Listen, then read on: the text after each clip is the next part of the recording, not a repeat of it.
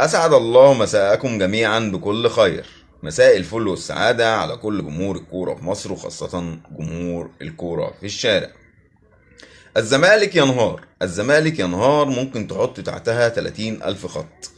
أنا بحمل المسؤولية كاملة لمجلس الإدارة وللعيبة. مجلس الإدارة تخبط إداري، استبعاد فيريرا أو الاستغناء عن فيريرا، عودة أسامة نبيل، ثم عودة فيريرا وأسامة نبيل.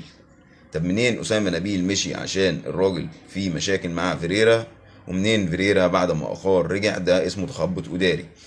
تكملة للتخبط الإداري، التعاقد مع لعيبة لا تصلح لارتداء تيشيرت نادي الزمالك. ثانيا، اللعيبة لعيبة ولا عندها مسؤولية، ولا لعيبة حاسة بقيمة التيشيرت اللي هي لابساه، ولا بجمهور نادي الزمالك. بس أنا عايز أقول لك حاجة، أوعى تفرح لوقعة نادي الزمالك. وقعة النادي الزمالك هتأثر على الكرة المصرية بشكل كبير. طبعا اتفرجنا على النادي الأهلي في كأس العالم للأندية، خسر مباراتين متتاليين بأربع أهداف. لو جيت بصيت على النتائج اللي بتتعمل على النادي الاهلي، بتتعمل في اخر 5 دقايق او في الوقت بدل الضايع. ده يثبت لك ان اللعيبه فنيا مش قادره، وبدنيا نفس الكلام، ومفيش تركيز في انهاء المباراه. دي مشاكل هتواجه منتخب مصر.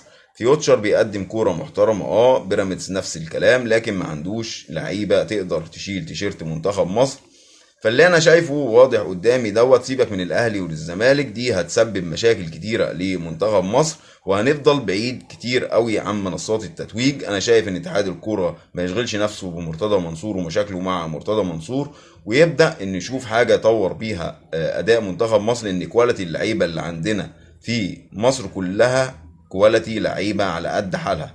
ده واضح في نادي الزمالك، لما جبنا لعيبه كانت مكسره الدنيا في انديتها، لبس تيشيرت نادي الزمالك ما بقاش فيه فوارق كبيره. نفس الكلام بالنسبه للصفقات اللي جايبها النادي الاهلي، صفقات عاديه جدا. فانا اتمنى ان اتحاد الكوره يبدا يطور، ويبدا نشوف كشافين تدور في القطاعات الناشئين او في ضواحي مصر كلها. مصر فيها 120 مليون، نقدر ان احنا نطلع منتخب يقدر يمثل مصر تمثيل مشرف، ويرجع تاني لمنصات التتويج.